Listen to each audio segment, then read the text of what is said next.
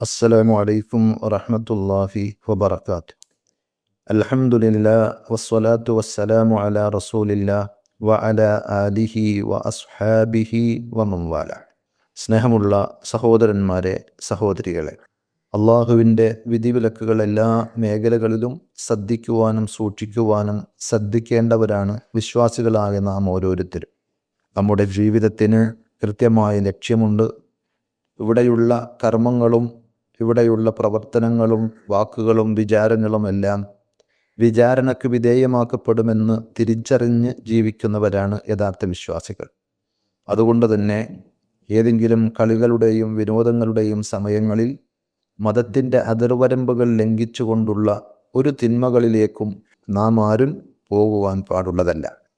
ലോകകപ്പ് ഫുട്ബോൾ മത്സരങ്ങൾ അരങ്ങ് തകർക്കുമ്പോൾ നമ്മൾ ശ്രദ്ധിക്കേണ്ടത് ആവേശം ഒരിക്കലും അതിര് കടക്കരുത് എന്നതാണ്.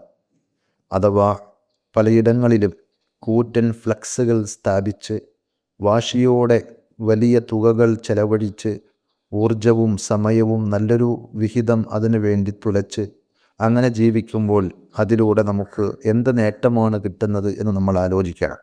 അഥവാ ആ ഊർജം, ആ സമയം, ആ സമ്പത്ത് നമുക്ക് ദുനിയാവിലും ആഖിറത്തിലുമൊക്കെ ഉപകരിക്കുന്ന നന്മകൾക്ക് വേണ്ടി വിനിയോഗിച്ചാൽ കിട്ടുന്ന എത്രയോ നേട്ടങ്ങളുണ്ട്. അതെല്ലാം നഷ്ടപ്പെടുത്തിക്കൊണ്ട് നാം കാണിക്കുന്ന വീറും വാശിയും അധ്വാനവുമൊക്കെ ഏത് തരത്തിലാണ് നമുക്ക് ഗുണകരമാകുന്നത് എന്ന് ഓരോരുത്തരും വിലയിരുത്തേണ്ട സംഗതിയാണ്. അതേപോലെ രാത്രികാലങ്ങളിൽ കളി കാണുവാൻ വേണ്ടി അലാം സെറ്റ് ചെയ്ത് ഉറക്കമൊഴിച്ച് അതിനുവേണ്ടി താല്പര്യം കാണിക്കുന്ന ആളുകൾ അവരുടെ സുബഹി ജമാഅത്ത് നഷ്ടപ്പെടുന്നുണ്ടോ എന്നത് ആലോചിക്കണം.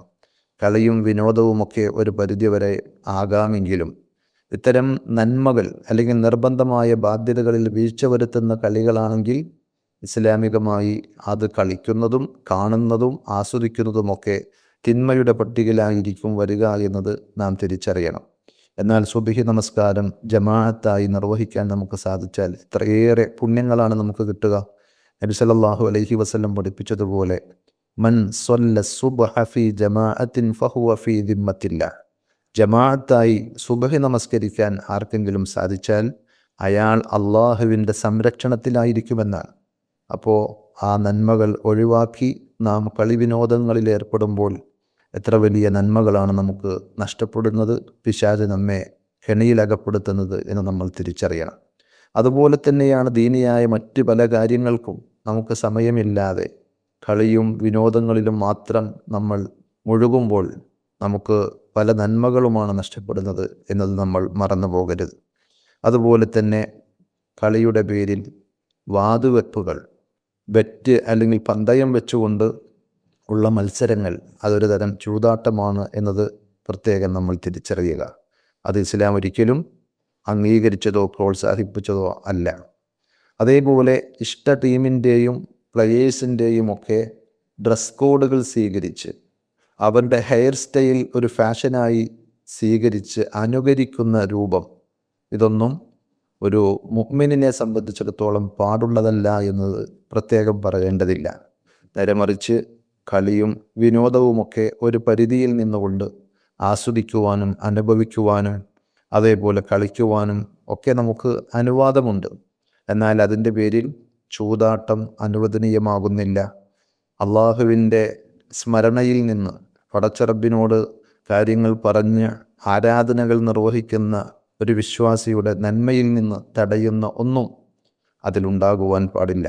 കാരണം മദ്യത്തെയും ചൂതാട്ടത്തെയും അള്ളാഹു വിലക്കിയപ്പോൾ പറഞ്ഞത് അത് അള്ളാഹുവിനെ സ്മരിക്കുന്നതിൽ നിന്ന് നിങ്ങളെ തടയും എന്നതാണ്. നിങ്ങൾക്കിടയിൽ പകയും വിദ്വേഷവും ശത്രുതയും ഉണ്ടാക്കുമെന്നാണ്.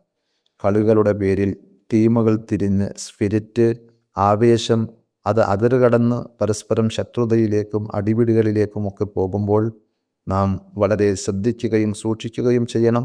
ഈ ദുനിയാവ് മാത്രമല്ല നമുക്ക് ജീവിക്കാനുള്ളത്. മരണശേഷം ബർസഖി ലോകമുണ്ട്, പരലോകമുണ്ട് എന്നുള്ള കാര്യം നമ്മൾ മറക്കരുത്. ഒരിക്കൽ നബി സല്ലല്ലാഹു അലൈഹി വസല്ലം ഒരു ഖബറിനരികിലൂടെ നടന്നു പോകുമ്പോൾ സ്വഹാബത്തിനോട് ചോദിച്ചു, മൻ സ്വാഹിബു ഹാദൽ ഖബർ, ഇത് ആരുടെ ഖബറാണ് എന്ന്. സ്വഹാബത്ത് ആ ഖബറിൻ്റെ ആളെ പരിചയപ്പെടുത്തി ആ ഖബർ തിരിച്ചറിഞ്ഞപ്പോൾ നബി സല്ലല്ലാഹു അലൈഹി വസല്ലം സ്വഹാബത്തിനോട് പറയുകയാണ്, റക്അത്താനി അഹബ്ബു ഇലാ ഹാദാ മിൻ ബഖിയ്യത്തി ദുനിയാക്കും.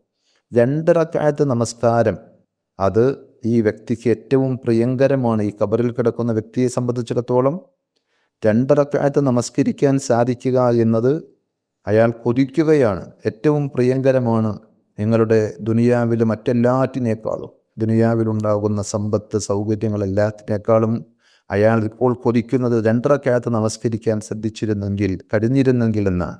അതുകൊണ്ട് വിലാപങ്ങളും ഖേദങ്ങളും ഉപകാരപ്പെടാത്ത ആ സമയത്തിന് മുമ്പ് നാം തിരിച്ചറിയുക. അള്ളാഹു നമ്മെ അനുഗ്രഹിക്കുമാറാകട്ടെ. വിസ്ഡം ഇസ്ലാമിക് ഓർഗനൈസേഷൻ അവതരിപ്പിക്കുന്ന നേർവഴി, എല്ലാ ദിവസവും ഏതാനും മിനിറ്റുകൾ. അറിയുക, അറിയിക്കുക. Peace Radio. Tune to reality.